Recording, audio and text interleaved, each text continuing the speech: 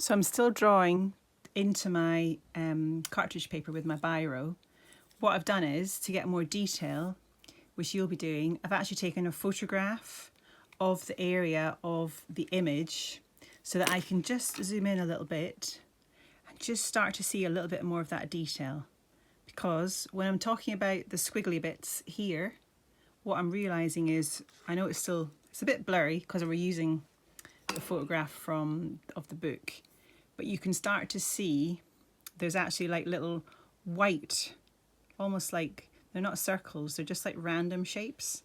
So I think what I'm going to do as well is I'm just going to add to my drawing and decide that I'm going to do rows of these little random shapes as well. I wonder if I can zoom in for you. Yeah, there we go. So I'm doing like a row of the randomness of the shapes that I can see, just some of them. Because like I said before, we're building up information for shapes that we're going to take forward into designs. And I'm going to zoom out a wee bit in my photo and I'm going to just see where I've got to. I've got these nice red sort of berries, circular shapes down here as well, but I'm not going to be too perfect with red berries. I'm just going to actually decide, you know, where is that? There's a little tiny bit of white to give that 3D-ness of the berry as well. So I'm going to make sure my circles that I'm drawing have got that on them. So you start to see I'm building up more shapes. And then also when I go up to the sort of the ear of wheat, isn't it? Here, it's almost like a kind of plait, isn't it? But it's also almost like a kind of, is it an upside down teardrop shape or something like that as well? So I think what I'm going to do is I'm going to add that shape into my drawing as well.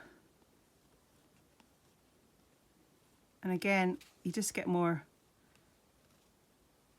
shapes as you go, and it doesn't matter if they're not perfect. The important thing is that we've developed some information here that's going to be great for creating pattern. I quite like the way these are coming across as well and cutting in, so I'm actually going to do quite a nice piece coming over this way as well. And although I've drawn these as single lines, when I look at them, they're not single lines, they have a bit of width to them. So I'm going to just go back into my drawing. I'm just going to add that width into my drawing. So these are actual strips of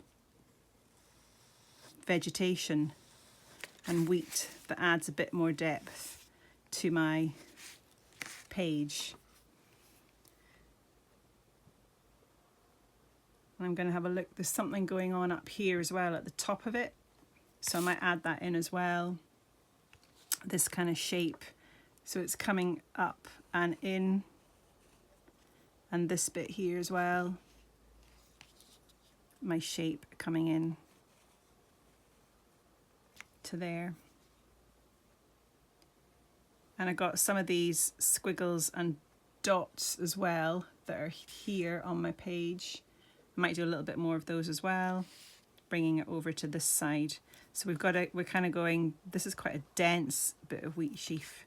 So I'm going to bring a little bit more of these shapes in.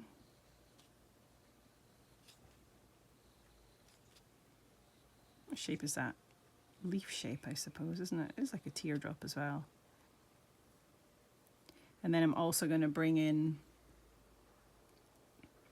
a few more of these these little dots, so squiggles as well.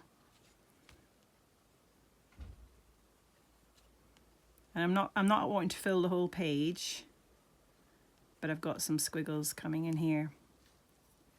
And then I'm going to actually just have a look back into the berries here. This kind of shape here, a bit like a kind of leaf shape. So I'm just going to draw this up here because I quite like that shape as well in there, and I quite like that bit. You can see that was that bit there. And then I've got a sort of white area here as well. and another kind of piece of red here. So we're starting to find that we have a lot of information on this sheet of paper now. So this is when I would start to think there's areas within this that I can see straight away that I'm going to decide to develop to create decoration on a sleeve, because you've basically created a pattern.